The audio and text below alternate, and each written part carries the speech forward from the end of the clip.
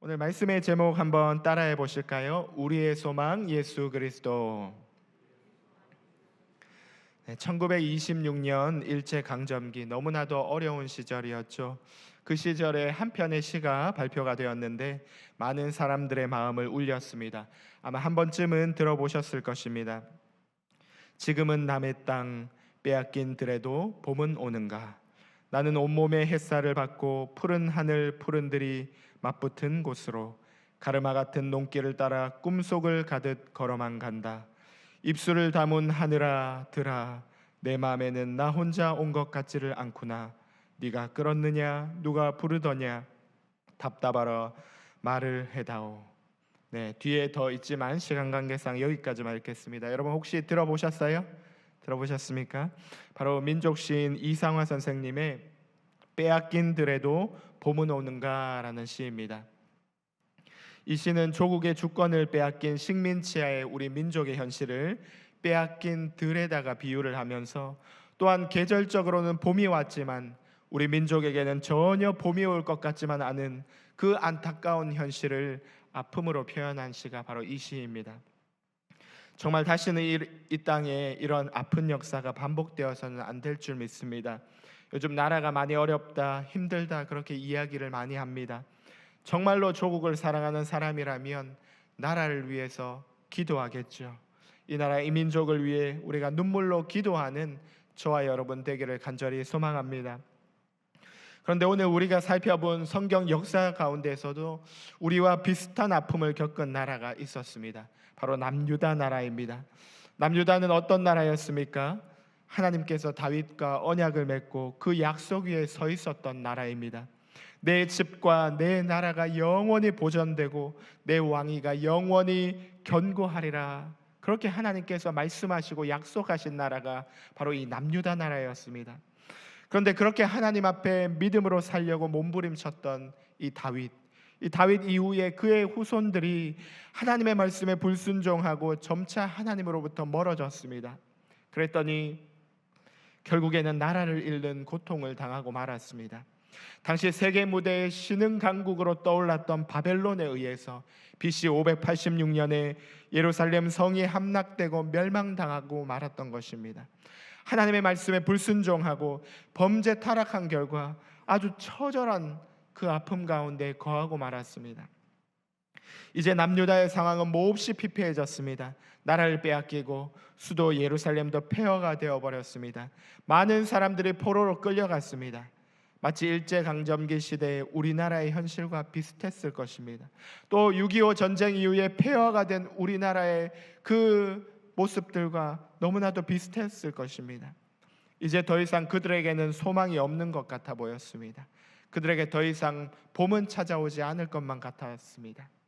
이런 암담한 상황 가운데 하나님의 말씀을 전한 사람이 있었는데 그가 바로 이사야 선지자입니다. 이사야 선지자는 오늘 본문 말씀을 통해 정말로 절망 가운데서 하루하루를 살아가고 있는 그 남유다 백성을 향해서 하나님이 주시는 새로운 소망의 메시지를 전달해 주었습니다. 어떤 소망의 메시지일까요? 먼저 오늘 1절 말씀을 보시면 이새의 줄기에서 한 싹이 나며 그 뿌리에서 한 가지가 나서 결실할 것이요. 아멘. 이새의 줄기에서 한 싹이 나고 그 뿌리에서 한 가지가 난다, 이렇게 말씀하고 있습니다. 여기에서 한 싹이라는 것과 또 한 가지라고 하는 이 단어가 나오는데 이것은 누구를 가리킬까요? 바로 이 땅에 메시아로 오실 예수 그리스도를 가리키고 있습니다. 그는 이새의 줄기와 그 뿌리에서 나온다라고 그렇게 말씀하고 있습니다. 남유다 나라의 멸망으로 말미암아 이제 이 이새의 집안은 완전히 끝이 난 줄 알았는데, 다윗의 집안이 완전히 끝이 난 줄 알았는데, 그 뿌리가 완전히 뽑혀버린 줄 알았는데, 아무 소망이 없어 보이는 그 황폐한 땅 가운데 파릇파릇한 새싹이 올라오기 시작하는 것입니다. 완전히 뽑혀버린 것만 같았던 그 뿌리 가운데에서 가지가 나서 열매를 맺기 시작하는 것입니다. 우리가 정말 추운 겨울을 지내다 보면 참 황량하기 그지없잖아요. 나무에 나뭇잎들도 다 떨어져 버리고 정말 생명이라고는 찾아볼 수 없는 그러한 모습 아닙니까? 그런데 봄이 되면 어떻습니까?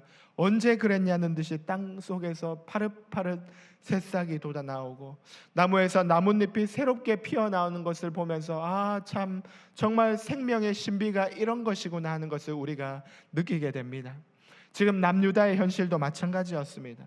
정말 아무것도 남지 않은 그런 황량하고 허무한 그 자체의 그 현실, 모든 것이 다 뿌리채 뽑혀버린 것과 같은 그러한 모습이었습니다. 가지가 완전히 다 잘려나갔습니다. 그런데 그 속에서 싹이 나기 시작합니다. 뿌리에서 가지가 다시 한번 결실하기 시작합니다. 이사야 선지자는 이처럼 아무런 소망이 없어 보이는 유다의 허망한 현실 가운데에서 새로운 소망이신 예수 그리스도께서 나오실 것이라고 그렇게 예고하고 있습니다. 사랑하는 성도 여러분, 우리의 삶 가운데에도 때로는 아무런 소망이 없고 기댈 곳이 없고 마치 뿌리 뽑힌 나무처럼 생명력 없이 우리가 살아갈 때에 우리에게 힘이 되시고 소망이 되시는 분은 오직 예수 그리스도 한 분이심을 주님의 간절히 떠올리시기를 주님의 이름으로 축원합니다.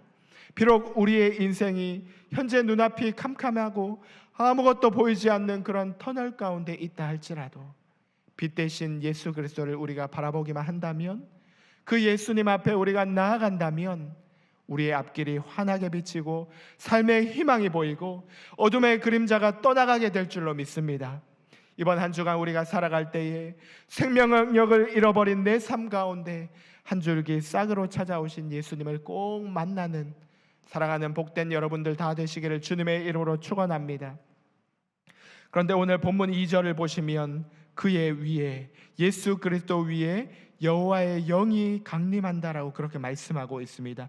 우리 2절 말씀 다 함께 읽어보겠습니다. 시작. 그의 위에 여호와의 영 곧 지혜와 총명의 영이요 모략과 재능의 영이요 지식과 여호와를 경외하는 영이 강림하시리니. 아멘. 구약 성경에서 여호와의 영은 하나님의 사람들로 하여금 맡겨주신 사명을 잘 감당할 수 있도록 강력하게 임하여 역사하셨습니다.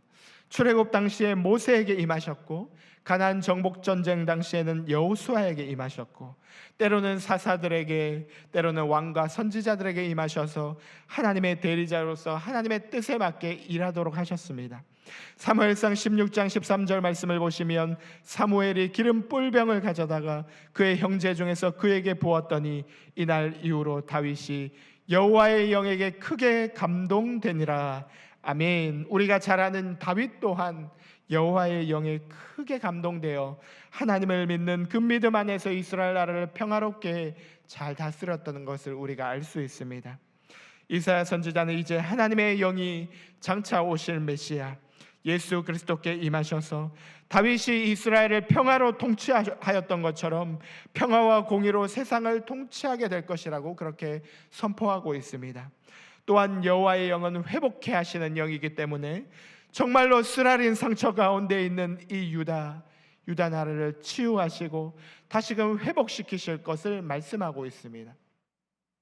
이처럼 모세에게 임하시고 다윗에게 임하시고 또 마침내는 예수 그리스도께 임하셨던 하나님의 영은 또한 하나님을 믿는 우리 한 사람 한 사람에게도 임하실 줄로 믿습니다. 우리 각 사람에게 임하셔서 우리를 회복시키시고 우리 안에 새 일을 이루실 줄로 믿습니다. 우리가 주님이 맡기신 사명을 잘 감당할 수 있도록, 주님의 몸된 교회를 충성되이 잘 섬기도록 하나님의 거룩하신 뜻과 목적에 맞게 이 땅을 잘 살아갈 수 있도록 우리를 도와주실 줄로 믿습니다. 그러므로 날마다 성령의 능력과 은혜를 사모하시는 우리 사랑하는 성도님들 다 되시기를 주님의 이름으로 축원합니다. 매일매일 매 순간의 삶 가운데에서 우리가 성령의 인도하심을 받아야 됩니다.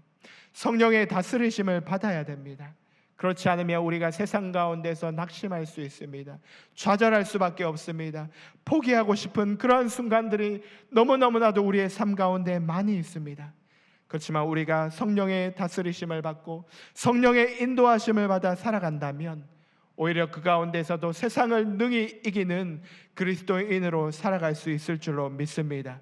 우리가 날마다 성령의 은혜를 사모할 때 성령 충만을 경험할 것이며, 성령 충만한 사람은 날마다 성령의 인도하심과 보호하심을 받기 때문에 믿음으로 승리할 수가 있는 것입니다.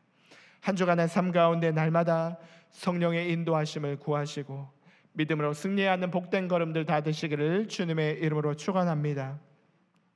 계속해서 이사야 선지자는 예수님께서 오심으로 말미암아 마침내 유다는 회복될 것이라고 말씀합니다. 그리고 마지막 9절로서 이 메시아를 통한 회복의 메시지를 마무리하고 있습니다. 우리 9절 말씀 다 같이 한번 읽어보겠습니다. 내 거룩한 산 모든 곳에서 해됨도 없고 상함도 없을 것이니 이는 물이 바다를 덮음같이 여호와를 아는 지식이 세상에 충만할 것임이니라. 아멘. 예수님께서 이 땅에 오시면, 예수님께서 평화의 왕으로 세상을 통치하시면 마치 바다에 물이 가득 넘치듯이 하나님을 아는 지식이 세상 가운데 가득 찰 것이라고 그렇게 말씀하고 있습니다. 여기에서 하나님을 아는 지식이라고 하는 것은 단순히 하나님을 머리로만 아는 그러한 지식을 의미하는 것이 아닙니다. 여기에서 알다를 뜻하는 히브리어 야다라고 하는 말은 누구와 관계 맺는 것을 의미합니다. 즉 우리가 누구누구를 안다라고 그렇게 말할 때에는 단순히 우리의 머리로만 지식으로 아는 것을 넘어서서 그 사람과의 관계가 있음을 의미합니다. 하나님을 아는 지식이 충만하다라는 말씀은 하나님과의 관계가 회복되어지고 하나님과 친밀한 관계 가운데 살아가는 것을 의미합니다. 예수님께서 이 땅에 오심으로 말미암아 하나님과 우리의 사이에 막혔던 그 담들이 허물어지고 하나님과 원수되었던 우리의 관계가 회복되었습니다. 정말로 하나님과 원수였던 우리가 이제는 하나님의 자녀로서 하나님을 아버지라고 부를 수 있게 되었습니다. 사랑하는 여러분, 이것이 얼마나 큰 은혜입니까? 예수님으로 말미암아 우리가 하나님을 아는 지식이 충만한 데까지 이르게 되었습니다. 예수님으로 말미암아 우리가 하나님과 충분히 관계 맺을 수 있게 되었습니다. 사랑하는 여러분, 우리의 머리로만 아는 관념적인 그런 하나님이 아니라 우리의 가슴으로, 우리의 삶으로 경험하고 그분의 살아계심을, 나와 지금도 동행하고 계심을 온몸으로 체험하는 사랑하는 복된 여러분들 되시기를 주님의 이름으로 축원합니다. 여러분, 여름철에 모기 많이 물리셨죠? 만약에 우리가 밤에 잠을 자려고 하는데 불을 껐는데 어디서 들어왔는지 이 모기 소리가 귓가에 엥 하고 그렇게 들린다라고 한다면 여러분 어떨까요? 방 안에 모기가 있다라는 것을 인식한 그 순간부터 우리의 모든 오감, 모든 감각은 누구에게 향합니까? 아마 모기에게로 향할 것입니다. 마찬가지로 우리의 삶 가운데 날마다 개입하시는, 그리고 지금도 역사하고 계시는 그 하나님을 우리가 인식하게 된다면, 하나님이 내 삶을 지금도 움직여 나가고 계심을 우리가 인식하게 된다면 그 순간부터 우리의 모든 삶이 하나님과 관련되어 해석되어지고 하나님 중심의 삶을 우리가 살아가게 될 것입니다. 그것이 바로 여호와를 아는 지식이 충만한 삶입니다. 사랑하는 여러분, 여러분의 삶 가운데 이런 은혜로 충만하시기를 주님의 이름으로 축원합니다. 말씀을 맺겠습니다. 이사야 선지자는 남유다의 암담한 현실 가운데 소망의 메시지를 전했습니다. 소망 없는 현실 속에서 새로운 소망이 생길 것을 노래했습니다. 혹시 지금 우리의 삶 가운데 소망이 없어 보이십니까? 우리의 가정의 형편과 상황과 환경을 돌아볼 때 너무나도 참 암담한 그런 현실 가운데 살아가고 계십니까? 주님은 소망이 없는 가운데 소망을 주시는 분이십니다. 당신 자신이 소망이 되셔서 새롭게 다시 시작할 수 있도록 인도해 주시는 분이십니다. 황폐한 땅 가운데서 새싹이 돋아나게 하시고 마른 하늘에서 단비를 내려주시는 분이 바로 우리가 믿는 우리 예수님이신 줄로 믿습니다. 하나님은 또한 우리에게 성령을 보내주십니다. 성경의 많은 믿음의 인물들이 여호와의 영에 감동되어 주의 일들을 잘 감당했듯이 우리도 이 땅을 살아가는 동안에 성령의 인도하심을 받아서 하나님이 맡겨주신 사명을 잘 감당할 수 있기를 바랍니다. 사모하는 자에게 성령을 부어주시고 구하는 자에게 은혜를 주시는 하나님이신 줄로 믿습니다. 날마다 성령의 은혜를 사모하는 우리 성도님들 되시기를 간절히 소망합니다.